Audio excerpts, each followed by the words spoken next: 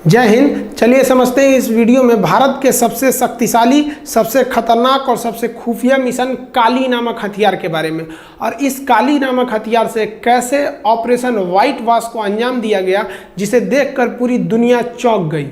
काली को सबसे पहले भाभा एटॉमिक रिसर्च सेंटर यानी बार्क ने एक इंस्ट्रूमेंट के तौर पर बनाया था ताकि यह अपने सैटेलाइट्स को सुरक्षा दे सके, उन्हें प्रोपेल कर सके और उन पर पड़ने वाले इलेक्ट्रोमैग्नेटिक वेव से उनकी सुरक्षा कर सके। ये Bhabha atomic research centre Mumbai के समीप ट्राम्बे में है। यह एक जगह है मुंबई के पास ट्राम्बे, वहाँ ये पहाड़ियों से घिरा हुआ एक बहुत ही टॉप सीक्रेट इंडिया का जगह है। यहाँ जो भी खुफिया हथियार वगैरह बनाए जाते हैं वो इसी Bhabha atomic research centre shortcut में बार्क यही बनाए जाते हैं। काली का पूरा नाम होता है किलो एम्पियर लीनियर इंजेक्टर। ये एक बहुत ही हैवी वर्क, देखिए आप देख रहे हैं किलो एम्पियर मतलब 1 किलो एम्पियर, तो उतने हैवी इंपल्स को ये किसी एक जगह लीनियर यानी सीधे में इंजेक्ट करता है, डाल देता है वहाँ पर। काली की सबसे बड़ी खराबी क्या है, इसका साइज बहुत बड़ा है। बहुत बड़ा साइज होने की वजह से इसको हम आसानी से एक जगह से दूसरे जगह पे नहीं ले जा सकते हैं, तो इसको किसी बड़े जहाज में या फिर पानी वाले शिप पर सेट कर दिया जाता है। काली के कई वेरिएंट हैं, अभी काली 1000 सबसे खतरनाक है। काली का विचार 1985 में भाभा एटॉमिक रिसर्च सेंटर से आया था। काली जो सबसे खतरनाक वेरिएंट है काली 1000, वो 40 गीगावाट का एनर्जी रिड्यूस करता है। अब 40 गीगावाट समझिए, भारत का सबसे ज़्यादा आबादी वाला राज्य उत्तर प्रदेश है। इसको बिजली की खपत सबसे ज़्यादा ज़रूरत है, क्योंकि ज़्यादा लोग रहेंगे ज़्यादा बिजली लगेगी। तो उत्तर प्रदेश को भी 40 गीगावाट बिजली की जरूरत नहीं है। पूरे उत्तर प्रदेश को सोचिए, ये एक राज्य को चला सकता है, इतना भयानक इसमें बिजली होता है। 40 गीगावाट को इतना भयानक ये बिजली देता है। तो आप कहिएगा जो सर तब काल जरूरत है बिजली घर लगाने का, कालिए को लगाइए ना, बिजली की जरूरत है पूरी हो जाएगी, कोई दिक्कत नहीं होगा बिजली का।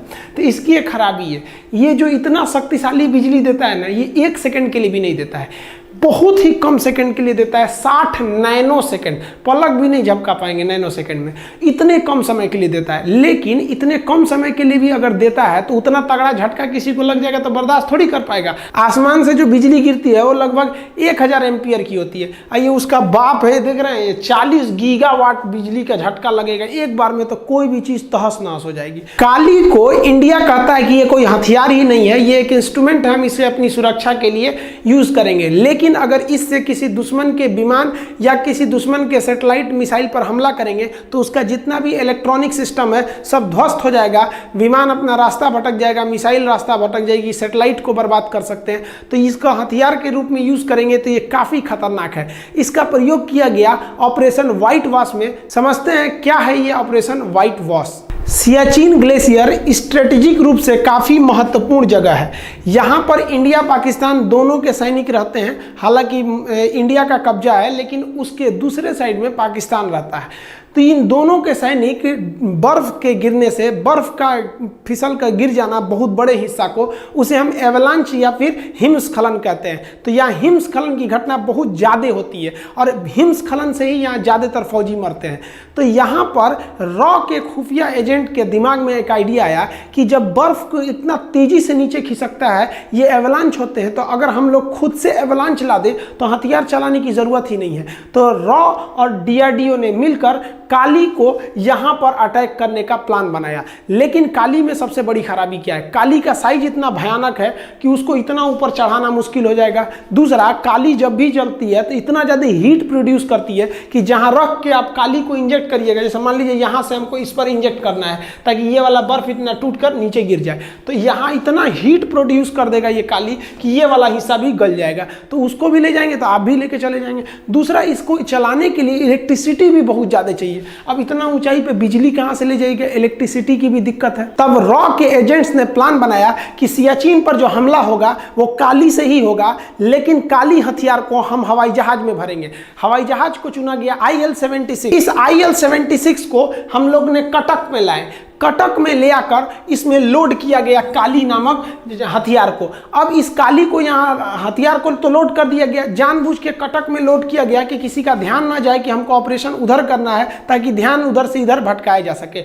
और काली को यहाँ पे लोड करने के बाद इसे सहारनपुर एयरबेस पर हम लोगों ने पहुंचा दिया और इसकी सुरक्षा में सैनिकों को तैनात कर दिया। किसी को यह नहीं पता था कि इसके अंदर है क्या, इस विमान के अंदर। लेकिन सबसे बड़ी जो समस्या आनी थी कि इस विमान के अंदर स्थित काली को बिजली कहां से दिया जाए। उतना हैवी बिजली नहीं दे पाए सकते थे, एक जहाज का इंजन उतना बिजली नहीं बना पाता है। बिजली की समस्या दूर करने के लिए रॉ के एजेंट्स ने दिमाग लगाया कि अगर हम विमान का इंजन खोल लेते हैं तो विमान का इंजन बहुत ही बड़ी मात्रा में बिजली पैदा करता है और इस बिजली को हम कैपेसिटर और ट्रांसफार्मर की मदद से हाई वोल्टेज को बना सकते हैं। तो एक विमान का इंजन को खोलकर IL-76 के अंदर सेट किया गया और उससे बिजली बनाकर काली को स्टार्ट किया गया। IL-76 के अंदर काली नामक हथियार था, उसे अकेले नहीं छोड़ सकते थे, इसलिए सुरक्षा का बहुत ज्यादा ध्यान रखा गया। कई लेयर की सुरक्षा बनाया गया और सबसे पहले आगे भेजा गया एवॉक्स विमान को। एवॉक्स का मतलब होता है एयरबॉर्न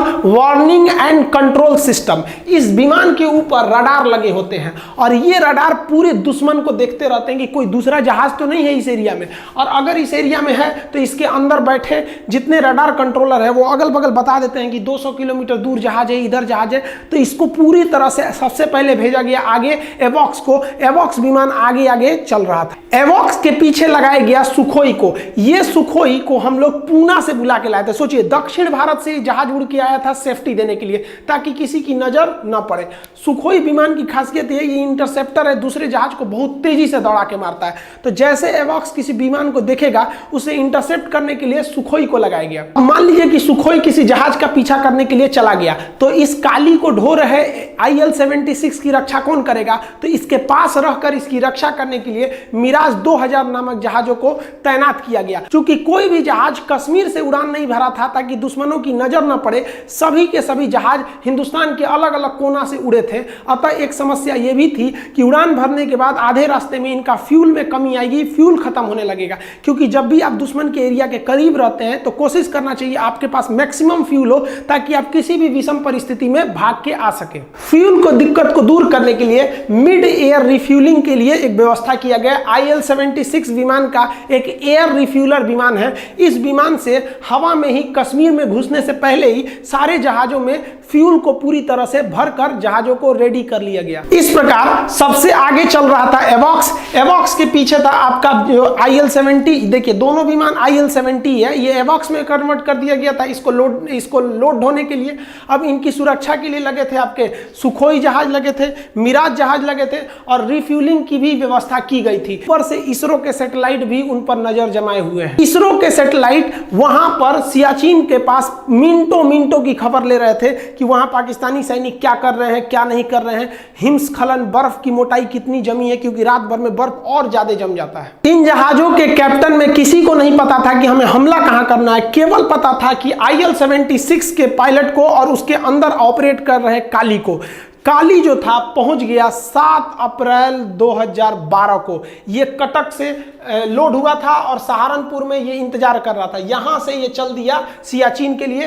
ये 4 बजे यहां से उड़ान भरा था, एकदम आराम से धीमी गति से आगे बढ़ता हुआ, और ये 5:40 पर सियाचिन ग्लेशियर पर गया और वहां पर इसने काली से इंजेक्ट करना चालू किया लेजर बीम्स को। वो हाई इंपल्स के बीम को वहां पर इंजेक्ट करना चालू किया। इसके इंजेक्ट करने से हाई बीम के क्षमता से वहां एक हैवी एवलांच, एक बहुत बड़ा हिमस्खलन, एक बहुत बड़ा बर्फ का चट्टान जो था वो नीचे से खिसक गया और वो नीचे गिरने लगा। इसके गिरने की रफ्तार 300 किलोमीटर प्रति घंटा थी। बुलेट ट्रेन की रफ्तार से ये बर्फ गिर रहा था। इसकी खबर पाकिस्तान को जब तक लगे कि बहुत देर हो चुकी थी, इतनी तेज रफ्तार के आगे आप कुछ भी नहीं कर सकते हैं, ये 15 मिनट के अंदर 15 मिनट 80 फीट मोटी बर्फ की चादर बिछ गई। सोचिए 80 फीट, लगभग 8 से 9 मंजिला ऊंचा बर्फ ढक गया पाकिस्तान के जो वहां बंकर्स थे उनके ऊपर। इन बंकर्स में पाकिस्तान के 124 जवान दबकर मर गए। भारत का एक टॉप सीक्रेट मिशन कंप्लीट हो गया। इसे नाम दिया गया था ऑपरेशन व्हाइट वॉश। ये इतना सीक्रेट था कि इंडिया की कोई भी गवर्नमेंट, कोई भी ऑफिशियल संस्था इसे मानने से इनकार करती है।